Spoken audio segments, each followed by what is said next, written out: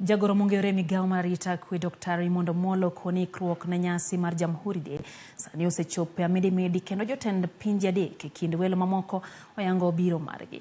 Omolo bende koni arita kwe oseketi makare ka igeno ni jo Kenya 30,000 biro chopo Ramogi Gardens e kaunti ma Nairobi chieng' nyasi ma kamano. Magi timore bang' timo limbe Uhuru Gardens kendo romo kod komiti machano nyasi no monywando nyaka komanda mar obila ma Nairobi Adamson na Bungei.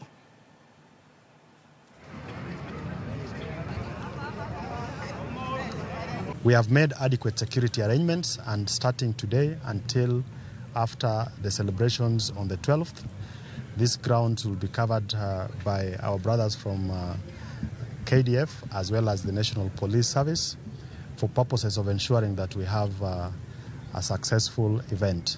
Of course, the security deployment is in place for the rest of the city as well as the country. So we are expecting 30,000 seated Kenyans across the garden. As to the question of the heads of state who will be gracing the occasion, we'll be able to advise you on that, but we expect at least 3 of them.